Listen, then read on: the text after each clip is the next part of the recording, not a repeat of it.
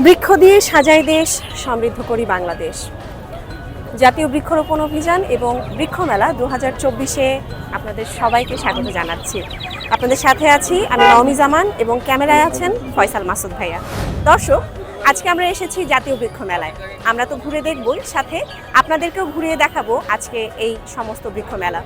দেখা যাক এই বৃক্ষ মেলায় আসলে কোন কোন বৃক্ষ এবং কোন কোন গাছ আছে। তো চলুন ঘুরে দেখা যাক।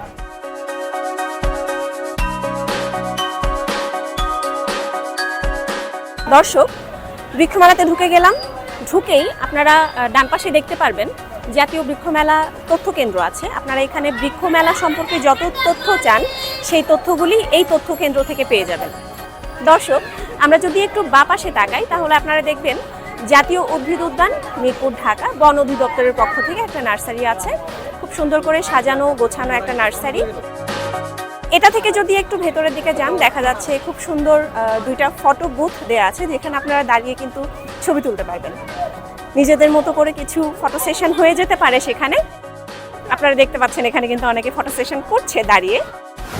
দর্শক, এত সুন্দর একটা ফটো বুথ দেখে কার না ইচ্ছে করবে একটু ছবি তোলার জন্য।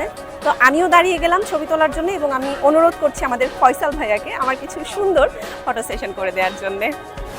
ফটো সেশন শেষ, এবার চলুন একটু ভেতরে যাওয়া যাক।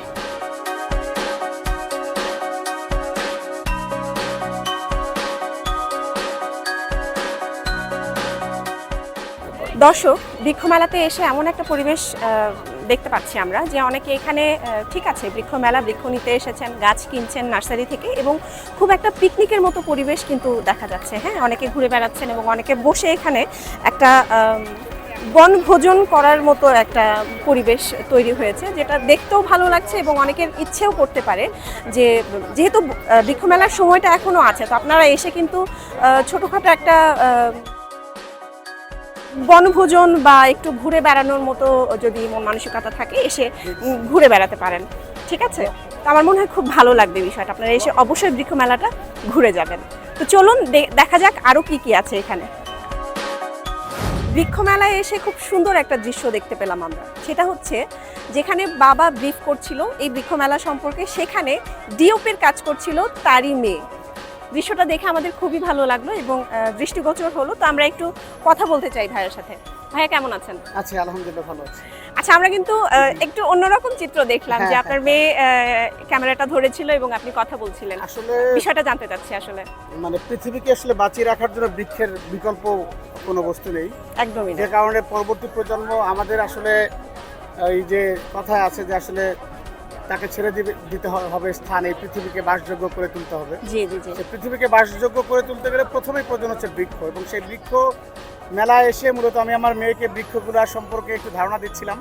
পাশাপাশি আমার মেয়েকে বর্তমান সময়ের যে আসলে পরিবেশ দূষণ কিংবা আমরা আসলে যে নগরীতে বসবাস করি সেই নগরীর বসবাসের যোগ্যতা বা বসবাসযোগ্য নগরীর নিয়ামক, প্রধান যে নিয়ামক বৃক্ষ, সেই বৃক্ষ সম্পর্কে আসলে বাচ্চাকে ধারণা দেওয়ার জন্য মূলত আমি তাকে এখানে নিয়ে এসেছি এবং সেগুলোই আসলে দেখাচ্ছিলাম। সেখানে ন্যাচারাল যে বৃক্ষগুলো রয়েছে, পাশাপাশি বনসাই বৃক্ষ এবং বনসাই বৃক্ষ রক্ষণাবেক্ষণের যে ব্যয়বহুল এবং তাকে রক্ষণাবেক্ষণের যে আসলে অধ্যাবসায়, সব মিলে আসলে আমি আমার বাচ্চা ক্লাস 1-এ পড়ে হলি ক্রসে, এবং তাকে মূলত আমি জানানোর চেষ্টা করছি যে আসলে বিশ্বে সুন্দরভাবে সুস্থভাবে দীর্ঘদিন বেঁচে থাকতে হলে গাছের যে কোনো বিকল্প নেই, সেটি মূলত আমি তাকে শেখানোর চেষ্টা করছি। এবং আমি সুযোগ পেলেই মূলত এই বৃক্ষ মেলা 1 মাস ব্যাপী চলছে, আপনারা জানেন 5 থেকে 13 জুলাই পর্যন্ত চলবে, 1 মাসেরও বেশি সময়। আমি প্রায় চেষ্টা করি একটু সুযোগ হলে এখানে নিয়ে আসার। ধন্যবাদ আপনাদের। ভাইয়া, আমরা নগরবাসী হিসেবে আমাদের এখন বৃক্ষ সম্পর্কে আপনি যতটা বললেন আমরা কিন্তু অতটা সচেতন না। তো এই বিষয়টা নিয়ে আপনি কি বলতে চান? এই বিষয়টা আসলে মানুষকে অক্সিজেন বৃক্ষ থেকেই পেতে হয় মূলত। এই পৃথিবীর যে ব্যালেন্স, সেটি কিন্তু আপনি জানেন যে অক্সিজেন আমরা এই বৃক্ষরাজি থেকে পাই, এবং মানুষ যে কার্বন ডাই অক্সাইড যেটি নির্গত হয় মানুষের নিঃশ্বাসে, সেটির মধ্য দিয়ে কিন্তু পরিবেশ দূষিত হয় এবং বসবাসের অযোগ্য হয়ে ওঠে। তার জন্যই পৃথিবীর যে ব্যালেন্স সেটি প্রকৃতি এটি করে দিয়েছে। আসলে বৃক্ষ যত বেশি লাগানো যাবে মানুষ তত বেশি সুস্থ থাকবে এবং দীর্ঘমেয়াদী জীবন লাভ করবে, এরকম সম্পর্কে আমরা বইয়ে পড়ে যতটুকু জেনেছি। এবং উদ্ভিদ যেহেতু একটি প্রাণী, মানে উদ্ভিদের প্রাণ আছে, বিজ্ঞানী জগদীশচন্দ্র বসু তিনি কিন্তু প্রমাণ করে গেছেন যে উদ্ভিদের প্রাণ আছে। এবং এর আগে থেকেও কিন্তু আমরা জানি যে আসলে উদ্ভিদের উদ্ভিদ একটি প্রাণী, মানে উদ্ভিদের প্রাণ আছে, সেই জায়গা থেকে আসলে পবিত্র কোরআনে আছে, সব জায়গায় কিন্তু আল্লাহ বলে দিয়েছেন যে আসলে এই উদ্ভিদকে ভালোবাসতে হবে, উদ্ভিদ লাগাতে হবে, বেশি বেশি গাছ লাগাতে হবে। এবং এখন শাইখ সিরাজ স্যার তিনি আপনারা জানেন যে ছাদ কৃষির একটি ব্যাপক প্রচলন করেছেন, এবং সেই ছাদ কৃষির ফলে রাজধানীতে আমরা দেখি যে এই ইট পাটকেলের শহরে ছাদে যদি একটু বাগান করা যায়, একটু বৃক্ষের যদি চাষাবাস করা যায়, তাহলে কিন্তু মানুষের জীবন যেমন সুস্থ মানে হবে। আমরা একটু ব্যক্তি পর্যায়েও কিছু উদ্যোগ নেয়, কারণ শুধু সরকার বা বড় বড় প্রতিষ্ঠানগুলি এগিয়ে আসলেই হবে না, একটু ব্যক্তি পর্যায়েও যদি আমরা একটু এগিয়ে আসি, একটু বারান্দায় ছোট্ট বৃক্ষরোপণের ক্ষেত্রে ফুল গাছ কিংবা একটা ছাদে একটা বৃক্ষ, যেটি আমাদের নির্ভরতার জন্যই শুধু নয়, মানে প্রকৃতিকে আমাদের জন্য প্রাকৃতিক ভারসাম্য রক্ষা এবং সুখকর জীবন যাপনের জন্য কিন্তু এটা অনেক বেশি সহায়ক হয়ে থাকে। আচ্ছা, অসংখ্য ধন্যবাদ ভাইয়া। ও মনে হয় একটু না, অনেক ভালো লাগলো ভাইয়া, আপনি সময় দিলেন এবং অনেক কিছু কথা আপনার কাছ থেকে জানতে পারলাম আমরা। অসংখ্য ধন্যবাদ আপনাকে সময় দেওয়ার জন্য। জি, ভালো থাকবেন।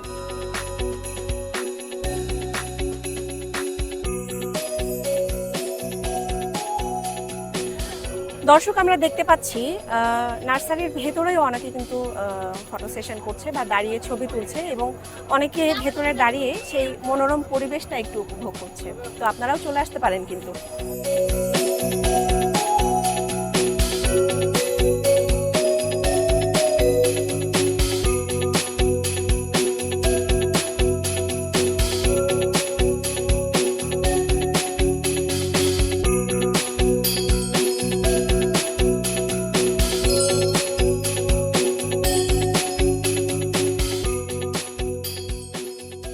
দর্শক, আমরা বৃক্ষমেলার একটু ভেতরের দিকে এসেছি, সেটা হচ্ছে নার্সারিগুলির ভেতরে। এখানে বেশ অনেক রকম গাছ আছে, যার মধ্যে অনেক গাছ আমি আসলে চিনিও না, তো সামনে তারা লিখে রেখেছে, সেগুলি আমরা একটু পড়ে বলতে পারি।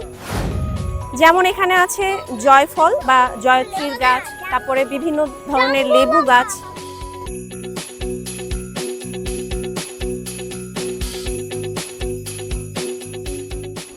বাতাবি লেবু দেখা যাচ্ছে, ওপাশে অনেকগুলি আম গাছ রয়েছে, তারপর সাদা জাম। আপনারা যা চান, আপনারা আমার মনে হয় সব ধরনের গাছ বা বৃক্ষই এখানে পেয়ে যাবেন এই বৃক্ষ মেলাতে।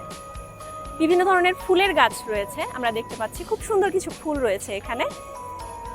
এটার নামটা ছিল হচ্ছে রঙ্গন গোলাপি, নামটা মনে আসছিল না। তারপরে শিউলি ফুলের গাছ আছে, খুব সুন্দর কিছু গাছ রয়েছে। করম চা, খুব সুন্দর কিন্তু করম চা ধরে রয়েছে গাছে।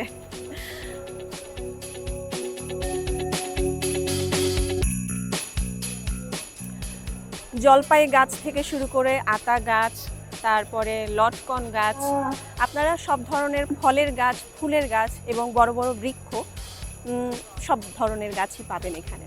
শুধু চলে আসতে হবে আপনাদেরকে। খুবই ভালো লাগছে, বিশ্বাস করুন, এত সুন্দর একটা পরিবেশ, চারিদিকে শুধু গাছ আর গাছ। ওয়াও, সামনে কি সুন্দর আম ঝুলে রয়েছে, শুধু আপনারা দেখবেন, দেখলে দেখতে ইচ্ছে করবে এবং খেতেও ইচ্ছে করবে। বিভিন্ন ধরনের বিভিন্ন জাতের আমের গাছ রয়েছে এখানে। আপনারা শুধু কিন্তু গাছই না, গাছের সাথে ফলও পেয়ে যাবেন রেডিমেড। চলুন অন্য দিকটা ঘুরে দেখা যাক। দর্শক, বরিশাল নার্সারির সামনে আমরা যে আমগুলি দেখাচ্ছিলাম, তার পাশাপাশি ঠিক উল্টো পাশে তাকালে আপনি এই আমগুলি দেখতে পারবেন, মানে অসাধারণ বড় বড় এবং অনেকগুলি আম হয়েছে গাছটিতে, এবং একটি আম কিন্তু পড়েও আছে। তার মানে আপনারা একটু ঝড়ে যে আম পড়ে যায় সেটার অভিজ্ঞতাও নিতে পারবেন এখানে এসে। দর্শক, এত সুন্দর সুন্দর আম দেখে আমার তো খেতে ইচ্ছে করছে। আপনাদের কি খেতে ইচ্ছে করছে? কমেন্টে কিন্তু অবশ্যই জানাবেন, ঠিক আছে? তো এখানে অনেকটা ঘুরে আসা হলো, চলুন অন্যদিকে একটু ঘুরে দেখা যায়। দর্শক, এখানে লেখা আছে ফল ধরা নিষেধ।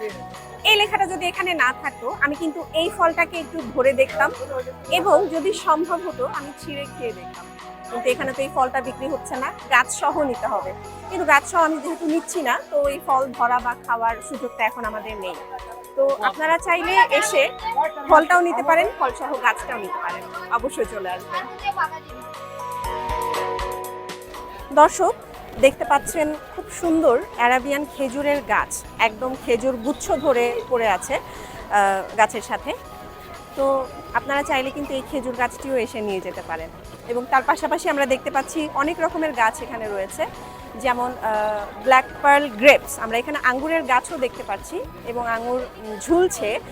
সেই একই অনুভূতি, এটা নিয়ে তো খাওয়ার সুযোগ নেই, শুধু দেখেই যেতে হবে, যেহেতু গাছটা নিচ্ছি না আমরা। কিন্তু আপনারা চাইলে এসে কিন্তু গাছটা নিয়ে যেতে পারেন আঙ্গুর সহ।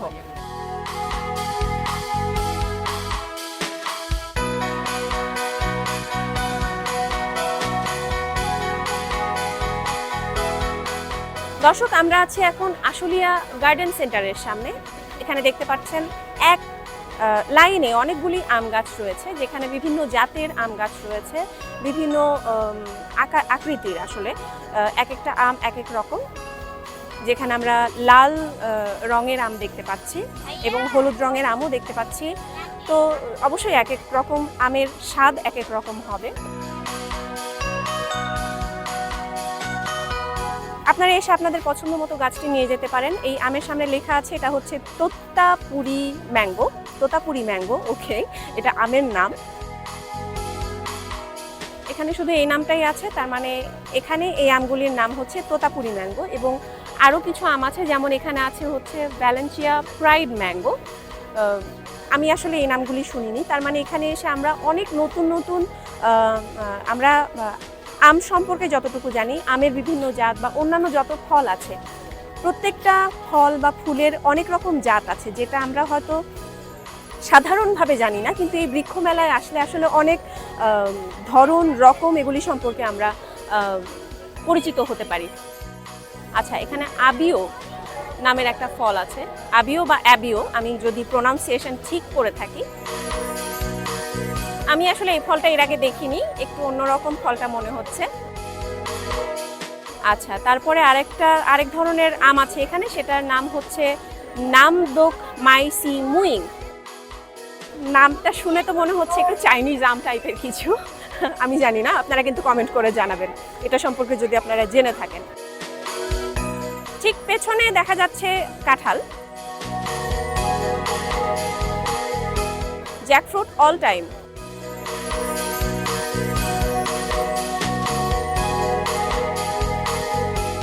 বারোমাসি কাঁঠালের গাছও কিন্তু আপনারা এখানে পেয়ে যাবেন, শুধু চলে আসতে হবে আপনাদের।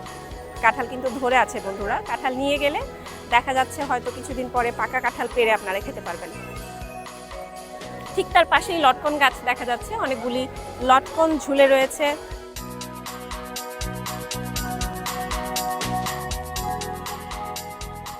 এখানে অনেকগুলি ফুলের গাছ এবং ফলের গাছ। লটকন গাছের পাশে রয়েছে অনেক জাম ধরে আছে, জাম গাছ।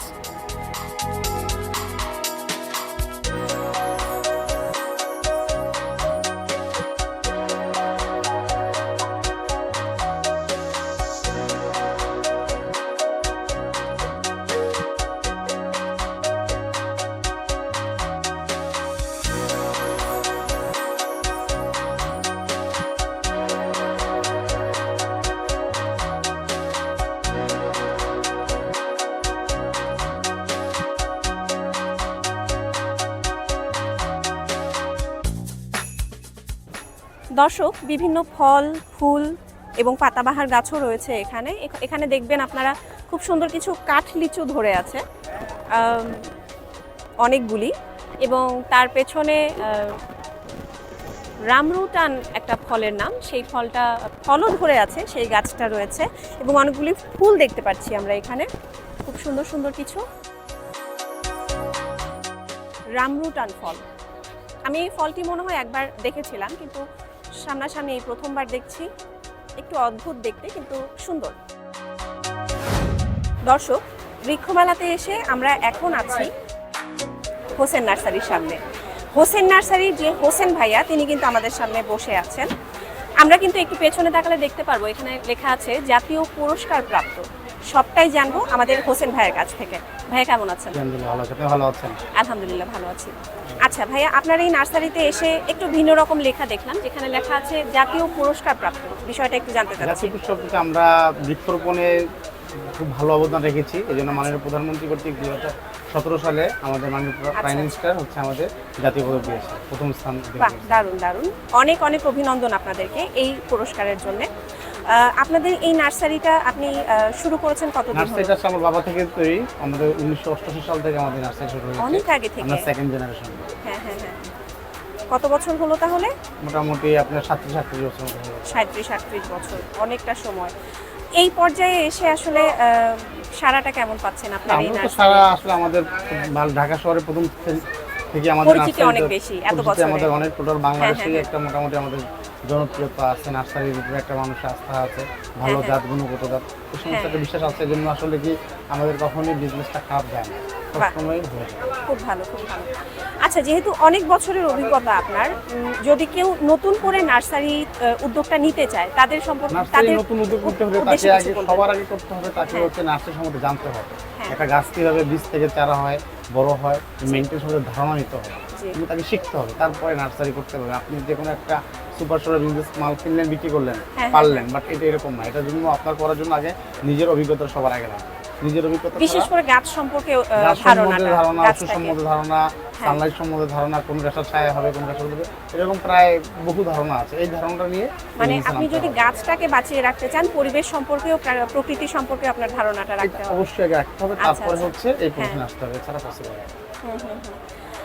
আচ্ছা, আমরা যতটুকু জানি ভাইয়া, এই মেলাটা তো প্রায় 1 মাস বা 1 মাসের বেশি 40 সময় দিনের ধরে, মেলা। হ্যাঁ 40 দিনের মেলা। তো শুরু হয়েছে, মাঝে আবার ঈদটা গেল। মাঝখানে একদিন ঈদের বন্ধ ছিল, হ্যাঁ, মানে তো ঈদের গ্যাপটার জন্য কি কোনো না পার্থক্য করেছে 3-4 বেচা দিন কেনাতে? একটু কম ছিল, কারণ এটা হ্যাঁ। স্বাভাবিক, কারণ হ্যাঁ, হ্যাঁ। ঢাকা শহর থেকে প্রায় আপনি জানেন অনেক মানুষ চলে যায় কোটিখানেক নিজের লোক গ্রামের বাড়ি। গ্রামে চলে যায়, হ্যাঁ, হ্যাঁ। আবার আসে। তো সেই লোক থেকে দেখা গেল যে আমাদের 5% লোক যদি আমাদের কাস্টমার হতো, 5 লাখ লোক আমাদের এখানে আসতো এই আচ্ছা, 7 দিনের মধ্যে আসতো, কিন্তু হ্যাঁ, হ্যাঁ। সেইটা একটু কম হয়েছে। তো এই জন্য আবার বন বিভাগ আমাদের খুব ফেভার করছে। বন বিভাগ প্রতি একটু বছর সময়টা বাড়িয়ে 30 দিনের দিয়েছে। মেলা, এই বছর আমাদের 39-40 দিনের মেলা হচ্ছে। বাহ। মোটামুটি সবকিছু মিলে ভালোই চলছে। ভালোই চলছে তাহলে। যাক, অনেক অনেক শুভকামনা রইল হোসেন ভাইয়া, এবং ধন্যবাদ আপনাকে সময় দেওয়ার জন্য। আসসালামু আলাইকুম। হ্যাঁ, ওয়ালাইকুম আসসালাম, ভালো থাকবেন।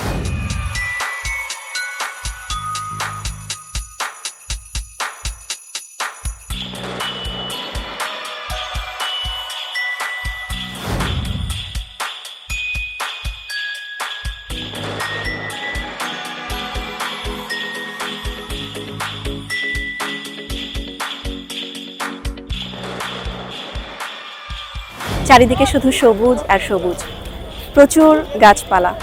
এরকম সবুজ যদি আমাদের ঢাকা শহর তথা বাংলাদেশ তথা পুরো পৃথিবীটা এরকম যদি সবুজে ঘেরা থাকতো, তাহলে কতই না ভালো হতো।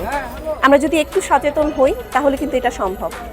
ব্যক্তি পর্যায়ে আমরা যদি শুধুমাত্র সরকার বা বড় কোনো প্রতিষ্ঠানের দিকে তাকিয়ে থাকি যে তারাই শুধুমাত্র কোনো উদ্যোগ নিবে, আরও সবুজারণ্য বাড়িয়ে তুলবে, এটা কিন্তু শুধু আশা করলে হবে না। আমাদের নিজেদেরকেও ব্যক্তি পর্যায়ে এগিয়ে আসতে হবে, বেশি বেশি করে গাছ লাগাতে হবে, সমৃদ্ধ করতে হবে আমাদের এই দেশকে।